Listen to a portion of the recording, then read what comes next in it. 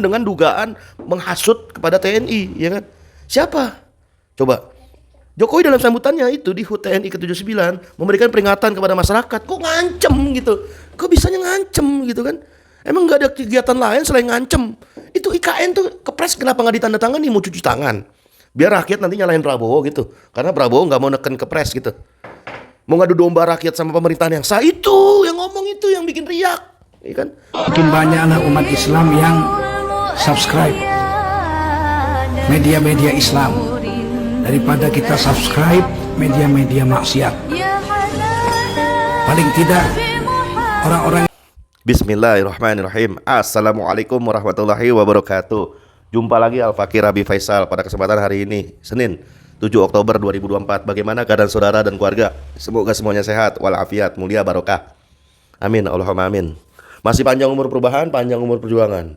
Gak mau berubah, gak mau berjuang. Apa kabar otak? Otak mana otak? Ini ngapa lagi? Bentar lagi jadi mantan presiden, ya kan? Ini kayak diduga dia nih menghasut TNI nih untuk melawan rakyat nih. Ngeri nih orang, ngeri. Diduga kuat ya, bukan nuduh. Emang kalau ya buzzer itu suka framing begitu.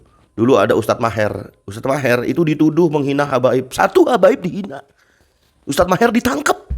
Nah sekarang ini banyak nih orang-orang yang notabene nggak ada hubungan dengan nasab, kayak tukang silat, ya kan, kayak pengangguran, kayak bajingan nganggur, ya kan, kayak dukun, kayak ustadz kampung yang nggak punya job, ya kan, malah menghina seluruh habaib nih. Ini buzzer suaranya mana nih suaranya? Otak nggak di situ, ngotak nggak, ya kan? Ustadz Maher menghina satu habaib aja ditangkap. Ini banyak nih orang-orang yang nggak capable, yang nggak punya kapabilitas soal nasab. Seperti guru yang gak punya guru lah, yang perutnya gendut itulah, apa sih? Ya kan? Ini menghina seluruh habaib, itu gak dilaporin kagak itu orang-orang kayak gitu. Tapi giliran Ustadz Maher atau Alibi dilaporin. Ini membazar begitu kerjanya ya. Kerjanya proyek, adu domba ya. Kok mirip kayak junjungannya diduga kuat gitu kan. Junjungannya bilang itu kayak dugaan upaya menghasut ke TNI untuk membenturkan pada rakyat nih kayaknya. Jokowi pidato di HUT TNI. Jokowi bilang jangan ada riak ganggu pergantian presiden dan pilkada. Ya elah. Jangan ada riak apaan? Emang ombak mah masih mending ombak.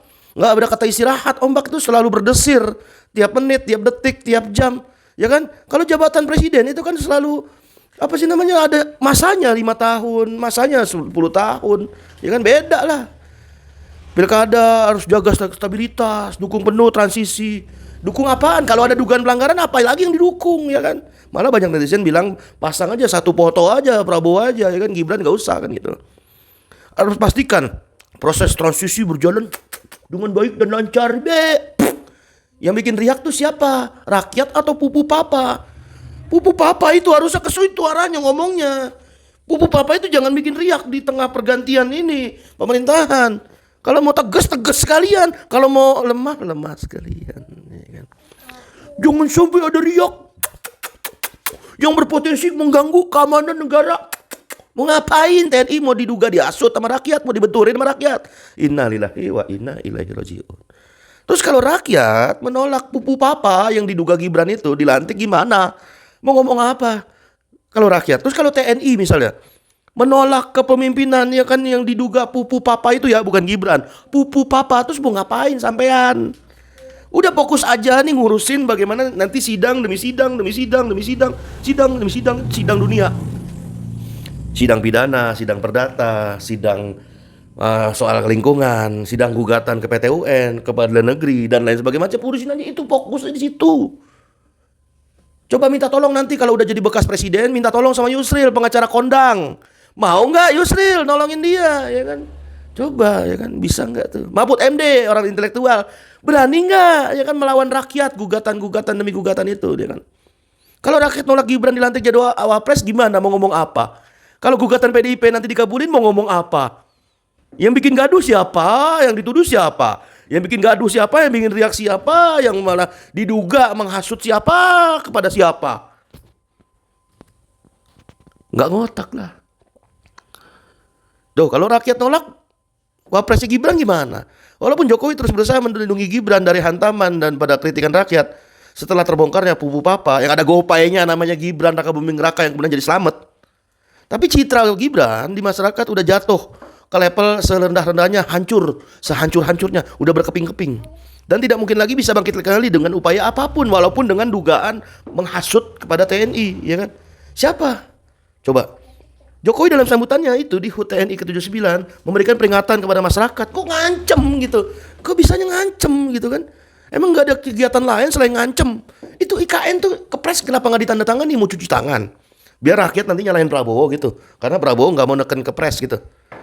Mau ngadu domba rakyat sama pemerintahan yang sah, itu yang ngomong, itu yang bikin riak. Ya kan? Yang bikin riak, yang bikin gaduh itu yang ngomong. Jangan bikin riak, jangan bikin gaduh. Nanti begini pergantian transisi pemimpin. Nah itu kepres soal IKN. Kenapa nggak ditandatanganin sekarang? Kan bisa sekarang. Ngapa nungguin Prabowo yang tanda tangan kepres? Mau ngadu domba rakyat dengan Prabowo apa gimana? Ngeri juga nih orang, ngeri juga. Ngeri, walaupun jejak digitalnya, rekam jejaknya tukang mebel, ngeri juga nih orang. Aduh kacau.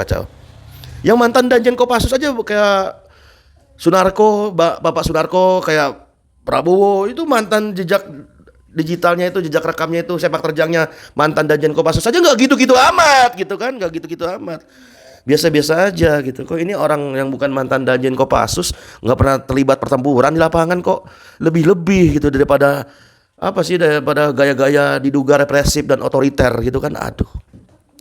Peringatan Jokowi kepada rakyat ini, wah, untuk tidak membuat kegaduhan menjelang pelantikan presiden dan wapres. Peringatan ini hampir dipastikan berkaitan dengan kegaduhan yang tak kunjung usai tentang kasus Pupu Papa yang bukan Gibran, bukan, ya kan. Nah sebenarnya kegaduhan itu sendiri akibat Jokowi sendiri, yang juga cawe-cawe, yang tidak menandatangani kepres IKN, malah menandatangani nanti Prabowo aja, gimana? Itu gaduh itu. Keputusan MK ya kan, dan lain sebagainya macamnya, tiba-tiba nggak ada angin nggak ada hujan, ya kan. Wapres bisa usia di bawah 40 atau mantan kepala daerah, ya kan. Ya kan? Bagaimana coba rakyat kayak gini? Udah dibentur-benturin dengan TNI, dibentur-benturin rakyat dengan rakyat yang lainnya. Kasus nasab aja kayak gitu. Antara rakyat dengan rakyat dibenturin juga. Apakah ada agenda Rand Corporation gitu kan? Untuk membenturkan sesama umat Islam gitu kan? Ngeri kan? Ngeri. Nanya lah, masa nggak boleh nanya? Dugaan Pupu Papa adalah Gibran, itu gaduh sebenarnya. Itu yang harus diringkus, diciduk sama Jokowi dan orang-orang pinter lainnya yang katanya ahli cyber, ahli IT itu. Suaranya dong.